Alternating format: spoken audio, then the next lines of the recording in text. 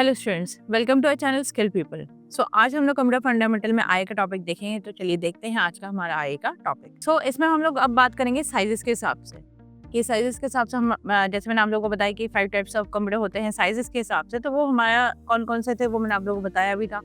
तो एक एक करके हम उन्हीं सभी कंप्यूटर्स के बारे में जानेंगे।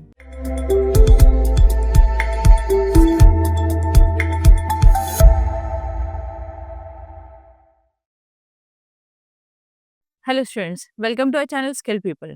आज हम लोग कंप्यूटर फंडामेंटल में आय का टॉपिक देखेंगे। तो चलिए देखते हैं आज का हमारा आय का टॉपिक। आज का जो हमारा टॉपिक है वो है टाइप्स ऑफ कंप्यूटर। तो इसी टॉपिक को हमने लास्ट क्लास में भी देखा था और आज भी हम लोग इसी टॉपिक को फर्दर कंटिन्यू करेंगे। इसमें हम लोग अब बात करेंगे साइजेस के हिसाब से कि साइजेस के हिसाब से हम जैसे मैंने आप लोगों को बताया कि 5 टाइप्स ऑफ कंप्यूटर होते हैं साइजेस के हिसाब से। तो वो हमारा कौन कौन से थे वो मैंने आप लोगों को बताया भी था। तो एक एक करके हम उन्हीं सभी कंप्यूटर्स के बारे में जानेंगे। तो सबसे पहला जो कंप्यूटर है वो है mainframe. These types of computers are generally 32 bit computers. ये जो कंप्यूटर्स होते हैं ये अप्रोक्सीमेटली 32 बिट कंप्यूटर्स होते हैं। एंड इसको डिजाइन उसी तरह से किया हुआ है जिसमें ये 32 बिट के हिसाब से ये वर्क करता है, या कह लो कि इसकी जो कैपेसिटी होती है वो 32 बिट के हिसाब से ही रहती है। Mainframes are computers used by organizations like bank, airlines and railways to handle millions and trillions of online transactions per second. तो इन कंप्यूटर्स को जो मेनली यूज़ करते हैं वो जैसे बैंक है, एयरलाइंस है, रेलवेज़ हैं, ये यूज़ करते हैं क्योंकि इनको क्या करना होता है, पर second millions and trillions of transactions को इनको हैंडल करना होता है। तो उसके लिए इनको चाहिए होता है काफ़ी बड़ा कंप्यूटर। क्योंकि हम लोग जिस कंप्यूटर में काम करते हैं, जिसे हम पीसीज़ बोलते हैं, उसमें अगर हम काम करेंगे तो उसमें नॉर्मल टिकट वगैरह तो बुकिंग हो जाएगा, बट उससे रिलेटेड जो भी डेटा वगैरह स्टोर होना है या फेच करवाना है, तो उसके लिए क्या ही होता है, हमें कुछ ज़्यादा बड़े साइज़ का कंप्यूटर जो मेन कंट्रोल करता है सभी चीज़ों को, सभी कंप्यूटर्स को। ठीक है? तो उसके लिए हमारा है मेन फ्रेम कंप्यूटर। तो इसलिए मेन फ्रेम कंप्यूटर जो है, जिसकी वजह से इसको बोला गया है कि ये 32 बिट का ही होता है। एंड इसको मेनली यूज़ करने वाली जो ऑर्गनाइज़ेशंस है, वो बड़े ऑर्गनाइज़ेशंस हैं जिनके पास डेटा के साथ मतलब डेटा में जो भी ट्रांज़ैक्शंस होनी है, वो बहुत ज़्यादा होनी है। तो उस वजह से इसका यूज़ किया जाता है क्योंकि ट्रांज़ैक्शंस जो होंगे वो किसका होगा? एक तो टिकट वगैरह बुकिंग करने का, कैंसल करने का, ठीक है? एज़ वेल एज़ यहाँ पे जो मॉनेटरी है, मतलब जो पैसे हैं वो आने-जाने का जो है वो भी यहाँ पे सही तरीके से होना चाहिए। है ना? तो इस वजह से यहाँ पे ये जो ऑर्गनाइज़ेशंस है ये सभी मेन फ्रेम कंप्यूटर्स का इस्तेमाल करते हैं। They operate at very high speed, have very large storage capacity and can handle the workload of many users. अब ये जो काम करते हैं इसका जो स्पीड होता है वो बहुत ही ज़्यादा हाई होता है और इसकी जो कैपेसिटी होती है, स्टोरेज कैपेसिटी, वो हमारे नॉर्मल कंप्यूटर के कंपैरेटिवली बहुत ही ज़्यादा ह्यूज होती है। ये मैंने आप लोगों को क्या बताया कि मिलियंस एंड ट्रिलियंस ऑफ जो डेटा है या ट्रांज़ैक्शंस है वो यहाँ पे पर सेकंड के हिसाब से होता है। तो जो भी पर सेकंड के हिसाब से ट्रांज़ैक्शंस हो रही है तो आप समझ सकते हो ना कि एक ही सेकंड में काफ़ी लोग यहाँ पे ट्रांज़ैक्शन परफ़ॉर्म कर लेते हैं। लाइक जैसे हो सकता है विदिन अ सेकंड 10 लोगों ने टिकट बुक कर लिया हो, है ना? तो इसका मतलब क्या है कि उसको भी यहाँ पे कंट्रोल करके रखना है, उसको बैलेंस करके चलना है, जैसे कि ऐसा ना हो कि एक पर्सन अगर टिकट बुक कर रहा है तो उसके वजह से दूसरे का ना हो, ऐसा नहीं हो।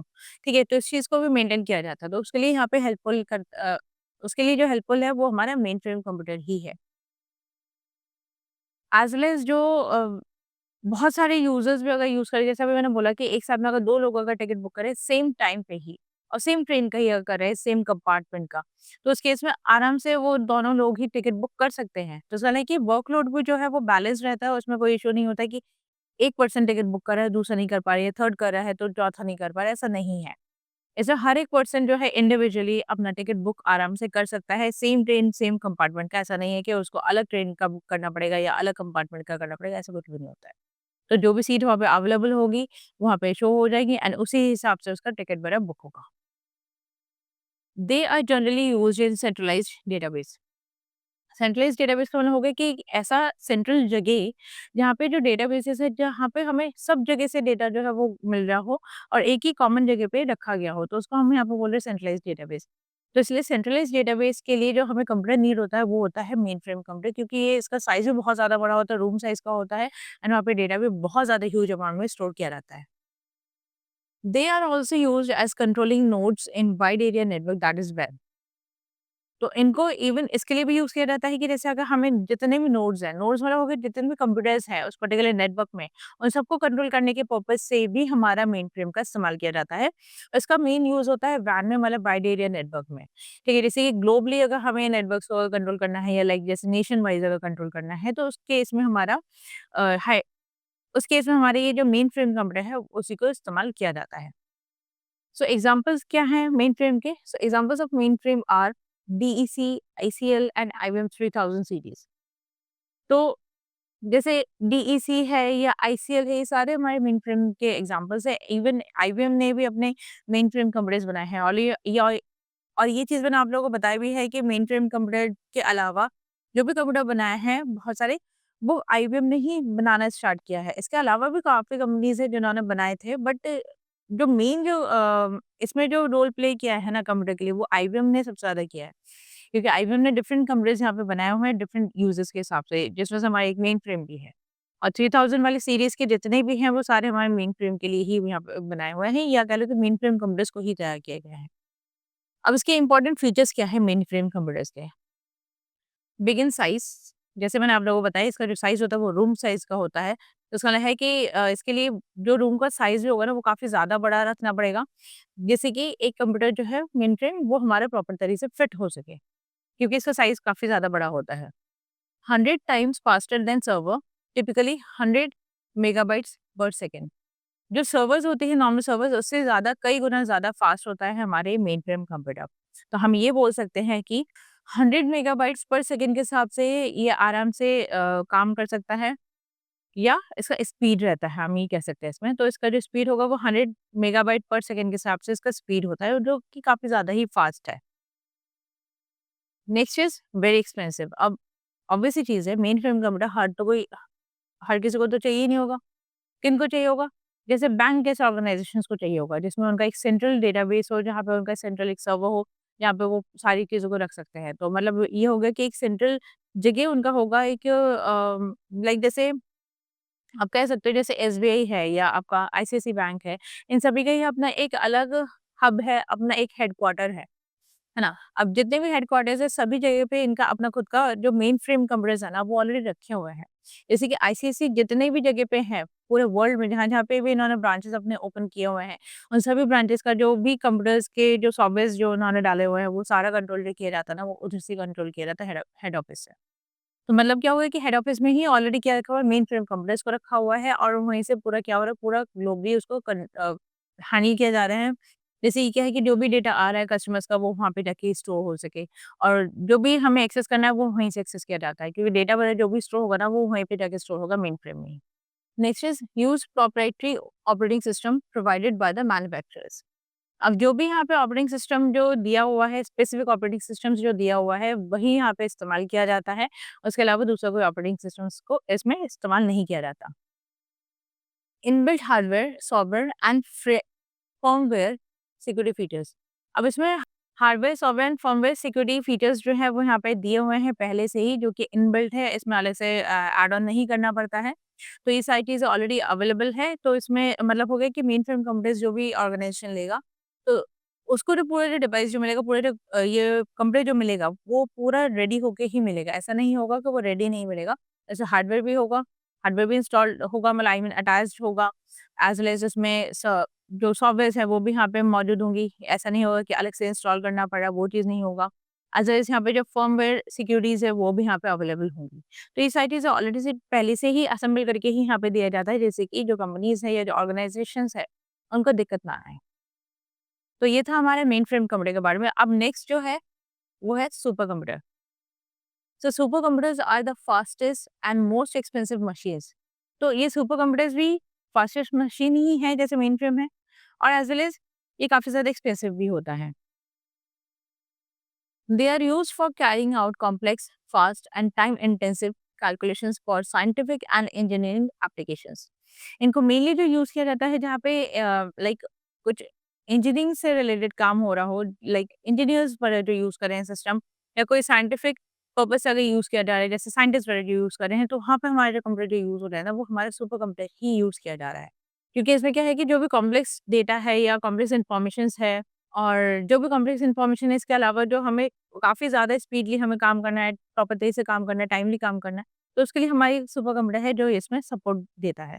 तो इसलिए जो सुपर कंप्यूटर है वो क्या कर रहा है कि इसमें जो भी कॉम्प्लेक्स डेटा है उसके साथ काम करने में बहुत ज़्यादा हेल्प करता है, क्योंकि इसमें फंक्शनैलिटीज़ ही वैसी यहाँ पे दी हुई है। तो सुपर कंप्यूटर स्पीड और performance is measured in teraflops, that is 1012 floating point operations per second. This is the fastest. अब इसमें जो परफॉर्मेंस है, परफॉर्मेंस को जो मेजर किया जाता है, वो हमारे किसके हिसाब से मेजर किया जाता है? वो किया जाता है टेराफ्लॉप्स के हिसाब से। टेराफ्लॉप्स का मतलब हो गया कि 1012 फ्लोटिंग पॉइंट यहाँ पे लिया जाता है। फ्लोटिंग पॉइंट ऑपरेशंस यहाँ पे परफॉर्म करी जाती है पर सेकंड के हिसाब से। अब समझ ही सकते हो ये जो वैल्यू है ये काफ़ी ज़्यादा बड़ा है, जिस वजह से इसका जो स्पीड बढ़ा है वो काफ़ी ज़्यादा अच्छा है और आराम से ये कॉम्प्लेक्स डेटा के साथ में भी बहुत स्मूथली ये काम कर सकती है। इस वजह से जो भी साइंटिस्ट वगैरह है या जो भी इंजीनियर्स वगैरह है वो इनका इस्तेमाल करते हैं वेरियस इन्वेंशंस या जो भी इन लोगों को डिस्कवर वगैरह करना है उसके लिए, या जो भी इनको रिसर्च करना है उसके पर्पज से भी, या कुछ नया चीज़ बनाना है तो वो भी उसके लिए भी ये यूज़ करते हैं।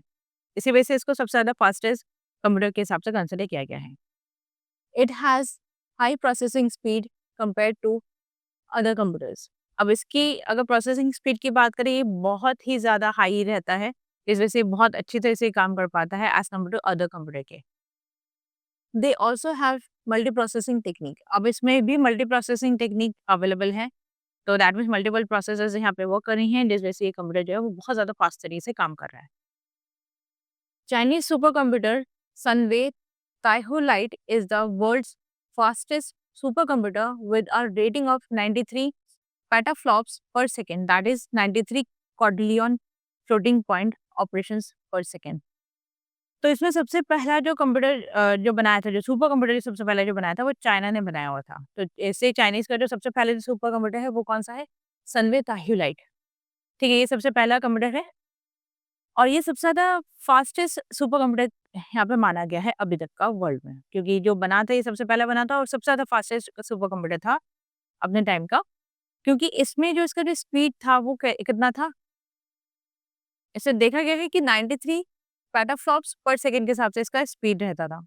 मतलब हो गया कि सीधा-सीधा 93 क्वाड्रिलियन फ्लोटिंग पॉइंट होगा, जो कि पर सेकंड के हिसाब से ऑपरेशन ये परफॉर्म कर पा रहा है। ठीक है, तो आप समझ सकते हो कि कितना ज़्यादा स्पीड यहाँ पे है इसका। So one of the way in which super computers are built is by interconnecting hundreds of microprocessors. जैसे मैंने बताया कि ये मल्टी प्रोसेसर है, तो इसका मतलब है कि यहाँ पे हंड्रेड्स ऑफ मल्टी प्रोसेसर्स को यहाँ पे यूज़ किया गया है, क्योंकि तभी ये कंप्यूटर जो है वो बहुत ज़्यादा फास्ट तरीके से काम कर पाएगा और बहुत ज़्यादा ही जल्दी आपको रिजल्ट यहाँ पे दे सकता है। तो इस वजह से जो सुपर कंप्यूटर्स होते हैं, इनका फास्ट होने का ही रीज़न यही है कि उसमें मल्टी प्रोसेसर्स का इस्तेमाल किया गया है इस वजह से। तो मल्टी प्रोसेसिंग टेक्निक को यहाँ पे यूज़ किया है, जिस वजह से ये जो सुपर कंप्यूटर्स होते हैं वो बहुत ज़्यादा फास्टेस्ट कंप्यूटर के हिसाब से कंसिडर किए गए हैं। Supercomputer is mainly used for weather forecasting, molecular mapping and research, weather forecasting, environmental research, oil and gas exploration, biomedical research, remote sensing, aircraft design, and other areas of science and technology. अब super computer हमारा कहाँ कहाँ पे mainly use होता है? जैसे weather forecasting के लिए यूज होता है सुपर कंप्यूटर, क्योंकि वो बहुत ज़्यादा ही जल्दी ट्रैक करके हमें बता देता है कि वेदर कैसा रहेगा आने वाला। ठीक है, इसी तरह से मॉलिक्यूलर मैपिंग हो गया, या ऑयल गैस एक्सप्लोरेशन हो गया, या बायोमेडिकल रिसर्च होना है तो उसमें भी ये बहुत फ्रूटफुल रिजल्ट देता है। इस तरीके से अगर एयरक्राफ्ट डिज़ाइन करना है, ऑटोमोबाइल अगर डिज़ाइन करना है, उन सभी में ही हमारे सुपर कंप्यूटर जो है वो हेल्पफुल है बहुत ज़्यादा, क्योंकि उसमें ये हमें हेल्प करता है उन चीज़ों को तैयार करने के लिए या एक्सप्लोर करने के लिए। या डिफरेंट डिफरेंट इन्वेंशंस, जैसे मैंने बोला कि डिफरेंट तरीके से इन्वेंशन करना है या नया चीज़ बनना है कोई भी, तो उसके लिए हमारे ये सुपर कंप्यूटर ही हेल्प करता है, या सुपर कंप्यूटर को ही यूज़ किया जाता है, हम ये कह सकते हैं। ठीक है, तो जो भी हमारी ऑटोमोबाइल्स जो भी हमारी बनती है, या जो भी हमारे लाइक जो भी बड़ी-बड़ी मशीन्स वगैरह भी इवन जो बनती है ना, तो वो भी हमारे इवन उसमें भी सुपर कंप्यूटर का ही इस्तेमाल किया जाता है। एग्ज़ाम्पल क्या है इसके? Example of super computers are Cray YMP, Cray 2, NEC X3, Cray XMT and Param from India. तो ये हमारे कुछ एग्जांपल्स है सुपर कंप्यूटर का, जिसमें से पैरम जो है वो इंडिया ने बनाया हुआ है, बाकी के जो है वो बाहर के कंट्रीज ने बनाया हुआ है, मतलब जो फॉरेन कंट्रीज है जैसे यूएसए वगैरह हो गया, चाइनीज हो गया, इन सब ने यहाँ पे बनाया हुआ है। तो हम ये बोल सकते हैं कि इंडिया का भी अपना खुद का एक सुपर कंप्यूटर है, जो कि कौन-सा है? पैरम। अब जैसे देख सकते हो यहाँ पे मैंने एक जो इमेज लगाया है वो है सुपर कंप्यूटर का। आप समझ ही सकते हो कि जब इतना बड़ा-बड़ा है तो इसका मतलब है कि सारे हमारे सुपर कंप्यूटर्स लगे हुए हैं, जिनमें डिफरेंट काम करने के पर्पज़ से यहाँ पे इसका इस्तेमाल किया गया है। ओके, सो ये जो है ये हमारे सुपर कंप्यूटर है जो कि हमारे बड़े ऑर्गेनाइज़ेशन में जहाँ पे नीड होती है कि बहुत सारे डेटा के साथ में काम करना है, कॉम्प्लेक्स डेटा है वहाँ पे, डिज़ाइनिंग करना है, वहाँ पे हमारे ये सुपर कंप्यूटर्स का इस्तेमाल किया जाता है। जिसमें मैंने कुछ एग्ज़ाम्पल्स मैंने भी आप लोगों को बताए, कुछ ऑर्गेनाइज़ेशन का भी मैंने बताया, जैसे बैंक वगैरह का भी मैंने बताया आप लोगों को। तो ये था हमारे सुपर कंप्यूटर के बारे में। सो आज का जो क्लास है वो हम लोग यहीं पे एंड करेंगे। तो अगर आप लोगों को हमारी वीडियो को पसंद आया हो तो हमारी वीडियो को लाइक करें, चैनल को सब्सक्राइब करें, बेल आइकन को ज़रूर हिट करें, जिससे कि आप लोगों को हमारी जो भी नेक्स्ट वीडियो आए उसका नोटिफ़िकेशन आप लोगों को तुरंत मिले। आज की बस इतना ही। Thank you.